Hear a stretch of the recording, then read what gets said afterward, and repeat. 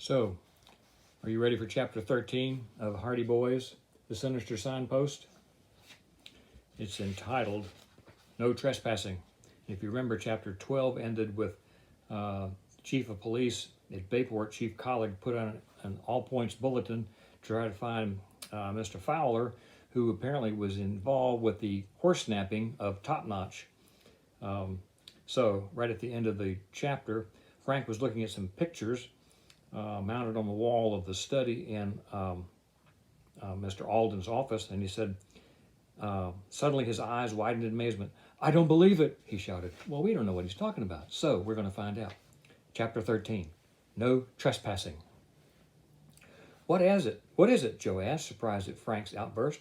Frank pointed to a photograph showing a small group of men, as opposed to a group of small men. "Take a look at the face of the man standing next to Mr. Alden in this picture," he urged. Joe peered at the photograph in astonishment. "Why, it's Fowler!" he exclaimed. "The picture you're looking at was taken 3 years ago during a fishing trip I went on with some friends," Alden interjected. Remember, they're in Mr. Alden's office. As he gazed at the boys curiously. "That man's name is not Fowler. It's Norman Dodson. He's a distant cousin of mine."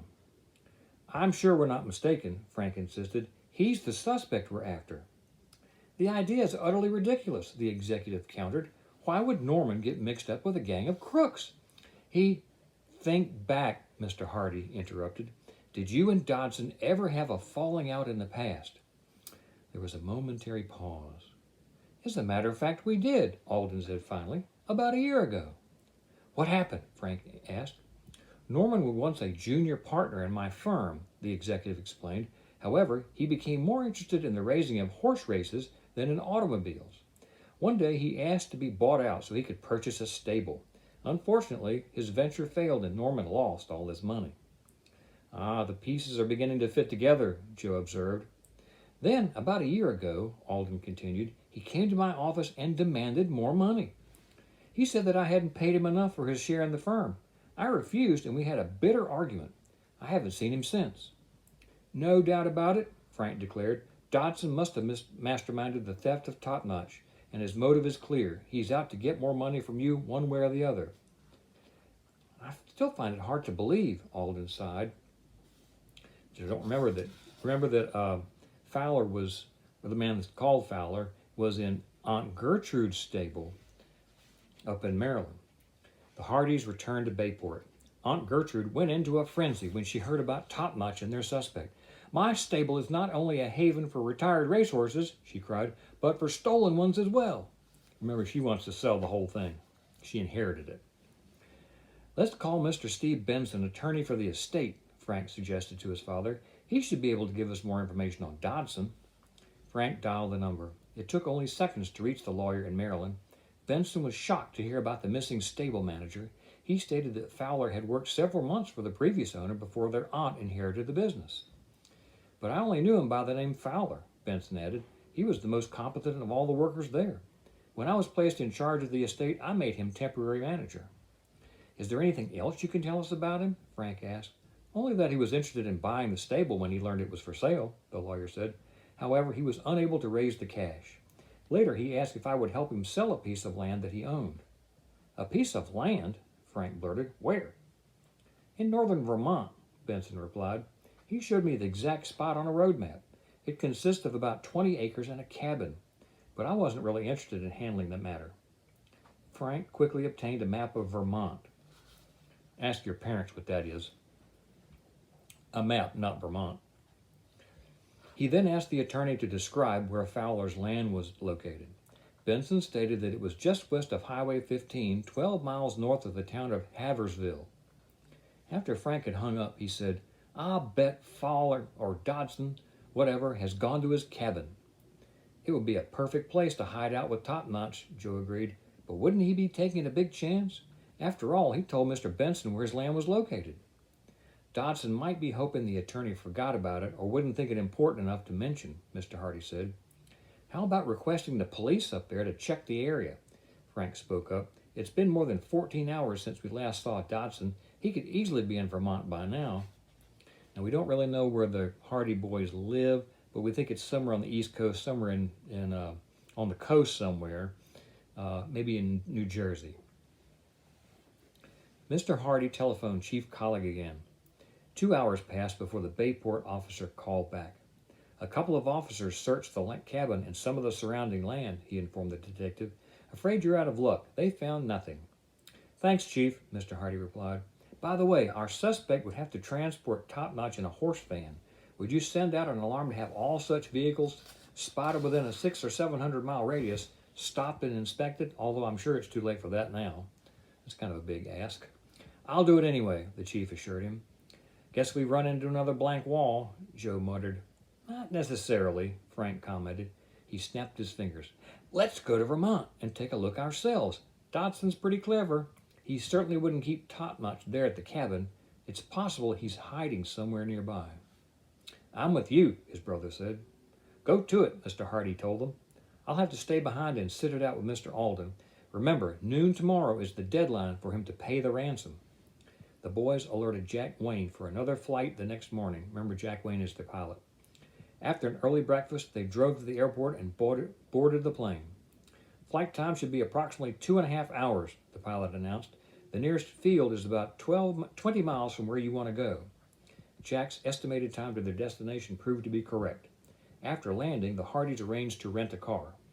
You stick close to the phone here in operations, Frank instructed Jack. If you don't hear from us in 2 hours, notify the police. Roger, Jack replied. Good luck.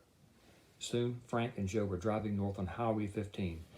When they were 12 miles north of Haversville, they spotted a crude fence a few yards west of the road.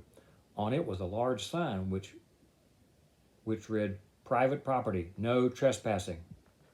This must be Dodson's land, Joe concluded. Frank turned the car onto a narrow dirt trail which jutted off the highway. After traveling a short distance, he brought it to a stop. We'd better continue on foot, he advised. The Hardys picked their way through an area of dense woods and brush. Soon they came to a small clearing.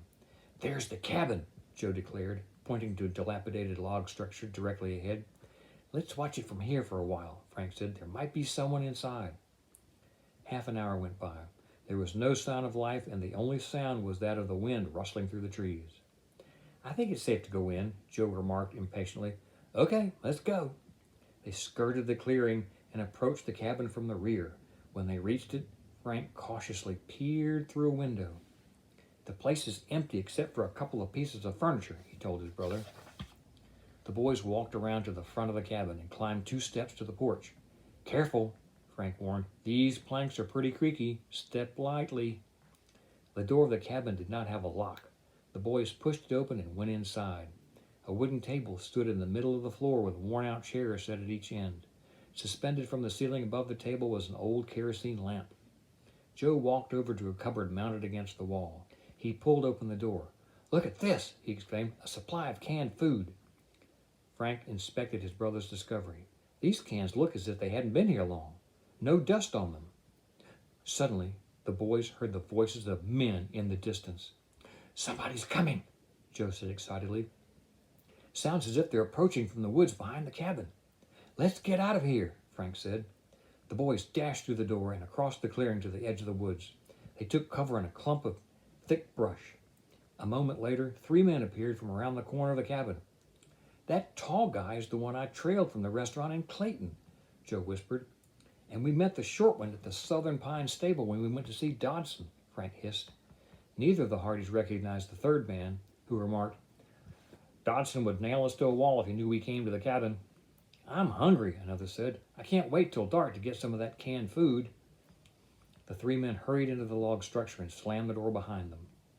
I'm going back to try to hear what they're saying, Joe announced. It's too risky in daylight, his brother warned, but Joe was already on his way. Frank watched him scoot across the clearing and carefully step up onto the porch of the cabin. Suddenly, there was a loud cracking sound. Frank's pulse quickened. Some of the planks are giving way underneath Joe, he thought. The next instant, there was a crash as Joe fell through the porch floor up to his waist. Frank rushed to his aid. As he reached his brother, the 3 men spilled out of the cabin. That's the end of the chapter, but I'm not stopping. Chapter 14, Daring Escape. I hope so. We know the Hardy boys can fight. There was a violent struggle.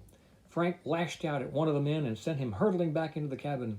The remaining two pounced on the dark-haired youth. "Run for it!" Joe shouted as he frantically tried to free himself from between the planks. One of Frank's assailants caught him from behind with a headlock. The young detective flipped him high over his shoulder in judo fashion. "Hold it," came an order. Frank suddenly found himself staring into the face of Dodson, who patted a rear pocket significantly. I guess that means there's a gun back there. Hi, boss," one of the men said nervously. "We came to get some canned food and caught a couple of snoopers." "What did I tell you guys about coming here in daylight?"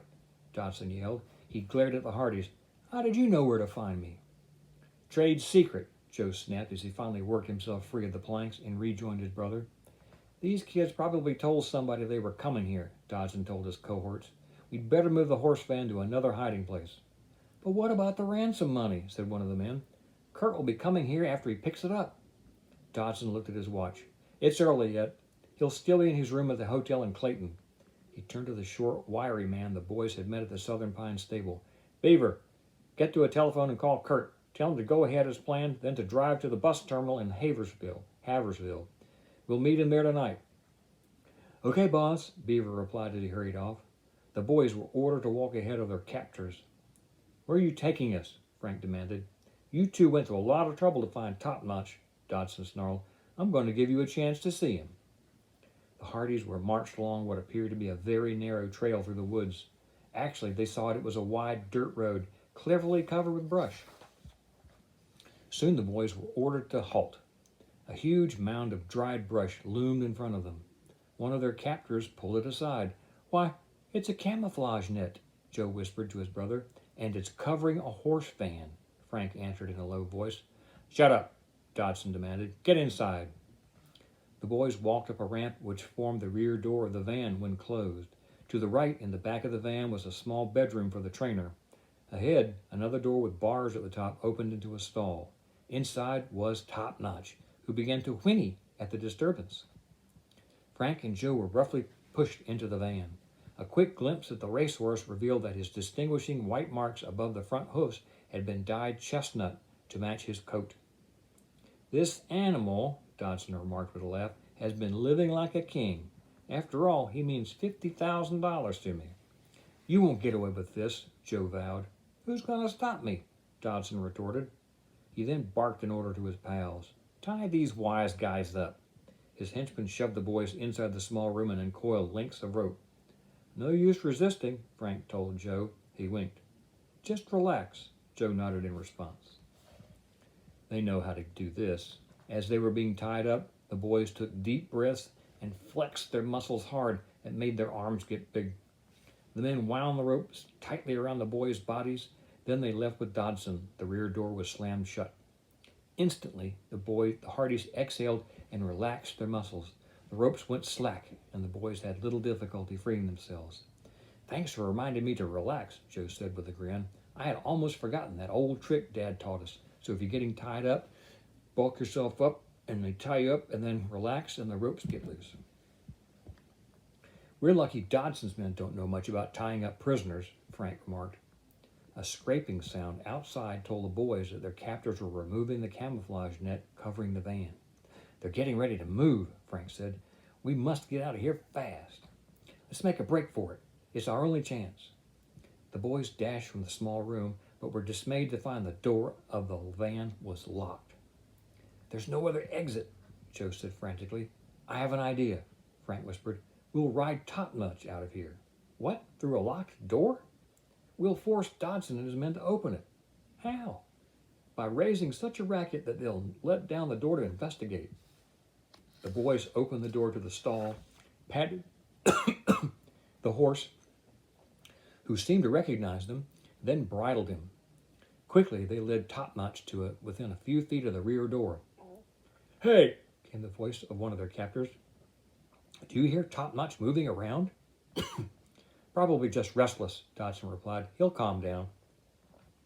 Frank leaned close to Joe. "All set?" he whispered. His brother nodded, and the boys began pounding on the door with their fists. "What's that?" they heard a man shout. "It's coming from inside the van." "Maybe the kids got loose," Dodson declared. "We'd better check. Quick, open the door." The Hardys leaped onto Top-Notch and flattened out on his back. As the ramp was pulled down, they nudged the racehorse forward. He sprinted down the ramp, taking the men completely by surprise, and before they could recover, Top-Notch had covered 100 yards. "They're getting away," one of the men yelled. Suddenly, Top-Notch stumbled, and the Hardys were thrown to the ground. They scrambled to their feet just in time to see Dodson take a small object from his pocket and throw it toward them. "It wasn't a gun. Looks like a tear gas bomb," Frank yelled. Joe darted ahead and caught the object, then tossed it back at their captors. On contact with the ground, the bomb exploded and engulfed Dodson and his henchmen in a thick white cloud of smoke. As the choking gas, I think I've inhaled some. As the choking gas began to drift away, the boys, holding their breaths, pounced on him and wrestled the men into the van. They shut and they locked the door. Frank glanced around. "Where's Top-Notch?" "He ran off," Frank said. "You stay on guard here and I'll go look for him." After a brief search, Frank found the horse behind a clump of trees entangled in heavy brush. He freed him and led the animal back to the van. At that moment, the Hardys were startled to hear their names called. "Frank! Joe, where are you?" "That sounds like Jack Wayne," Joe said. "He must be at the cabin. Remember, he's their pilot, and they told him to call the police if they weren't back." Frank sprinted down the brush-covered trail. Reaching the clearing, he saw the pilot and 2 state troopers standing near the cabin. "Jack!" Frank shouted as he ran to greet them. "Am I glad to see you," Jack said with a sigh of relief. "I jumped the gun a bit. Didn't quite wait out a full 2 hours. Thought you'd call me long before that. I began to worry and notified the state police." "Glad you did," Frank told Jack and the officers what had happened, then led them to the van. "You're under arrest," one of the troopers announced as the boys pulled the door of the vehicle down. Dodson and his henchmen staggered out and were handcuffed. And I have a picture of that. I don't have many pictures, but I have a picture of that. Oh, no, this is a picture of the boys getting tied up. But it's just, see, the boys getting tied up.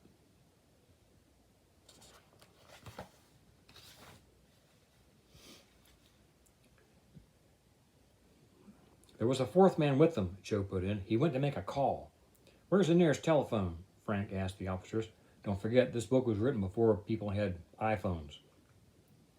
"There's a public phone booth about 1.5 miles down the highway," one of them replied. Frank checked his watch. "Let's drive in that direction," he suggested. "Beaver was on foot. He should be on his way back by now." "We'll use the patrol car," one of the troopers said, and added, "I'll have to radio headquarters for more help." Leaving Jack and the other officer behind to guard the prisoners, the Hardys and their companion hurried to the highway. Soon they were cruising in the patrol car. Minutes later, Joe pointed to a wiry figure trekking back along the highway. "There he is, that's Beaver." The officer brought the car to an abrupt halt and leaped out with the boys close at his heels. What's this?" Beaver shouted as he was placed under arrest. "How did you kids escape?" "Save your breath," Joe snapped. "You'll soon have enough talking to do." It was not long before more troopers arrived on the scene. 2 grooms, they take care of horses, 2 grooms from a nearby stable were summoned to take charge of Top-Notch until his owner could claim him. Dodson and his cohorts were driven to Haversville Police Headquarters. There, Frank telephoned Alden's plant. "Sorry," said the executive secretary, "but Mr. Alden and Mr. Hardy left a few minutes ago on urgent business. I don't know when they'll return." "They're probably on their way to pay the ransom money," Frank remarked as he hung up. "The guy named Kurt is in for a surprise when he arrives at the bus terminal tonight," Joe commented with a grin. "He'll have quite a reception party waiting for him." "You can say that again," Frank said. He then turned to their pilot. "Jack, fly back to Bayport and keep trying to contact Dad and Mr. Alden. When you do, bring him here." "Okay." The Hardys interrogated the prisoners, but without success. After an early dinner at a restaurant in town, they returned to police headquarters. They were elated to find their father waiting for them. "Just got here," Mr. Hardy said. "Heard you boys crack the horse napping case. Good work." "Thanks, Dad," Frank answered. "Where's Mr. Alden? Didn't he come with you?" He intended to, but just as we were leaving his office, he received word that Roger was involved in an automobile accident," the detective explained. "Jack went back to Bayport and will fly Mr. Alden here in the morning if Roger isn't seriously hurt." "What about the ransom?" Joe asked. "Mr. Alden decided to pay it," his father replied. "He received a call precisely at noon today and was instructed to leave the money in a public locker at the Clayton Railroad Station. I wanted to stick around and try to nab the pickup man, but Mr. Alden wouldn't hear of it. He was afraid of losing Top-Notch if anything went wrong. The boys told him about Kurt. "This is a great piece of luck," Mr. Hardy exclaimed. Frank glanced at his watch. If Kurt picked up the money and departed from Clayton by 1 o'clock this afternoon, he should reach Haversville about 10 or 11 o'clock tonight. As the hour neared, the three Hardys posted themselves across the street from the bus terminal. Several plainclothesmen, that's policemen, they're not wearing uniforms, but they're wearing clothes, were assigned to accompany them. The time ticked by slowly. It was almost midnight before a car approached and parked in front of the terminal building. A burly man climbed out. "That could be our man," Mr. Hardy whispered. "Trouble is, we don't know what Kurt looks like," Joe muttered. Frank was struck with an idea. He stepped out of the shadows and nonchalantly walked toward their suspect. "Hi, Kurt," he said. The man whirled. "Hi, who are you?" He responded with a startled expression. "You're under arrest," the young detective declared. The man tried to make a break for it, but Frank seized him. Plainclothesmen closed in front from all sides. "What is this?" their captive shouted. "I ain't done nothing." "We know who you are," Frank shot back. "Where's the ransom money?" Mr. Hardy demanded. "What money?" Kurt sputtered. "It's probably in the car," Joe put in. He quickly searched the vehicle and found a package stuffed underneath the front seat. "That's it," Mr. Hardy observed. The prisoner was taken to police headquarters. There he was brought face to face with Dodson. "Gosh, boss," Kurt began. "Shut up," Dodson screamed. "Idiot, you walked straight into a trap." "But nobody warned me. How was I supposed to know?" "As long as you're in the mood for talking," Frank spoke up. "Suppose you answer a few questions." "I told you before," Dodson retorted. "You're not getting anything out of me." "Is there someone else in this with you?" Mr. Hardy inquired. A smirk spread across Dodson's face. "Why don't you ask Alden's son?" That's the end of that chapter. So, the Hardy boys' suspicions were right the whole time. It looks like that Roger is in with this.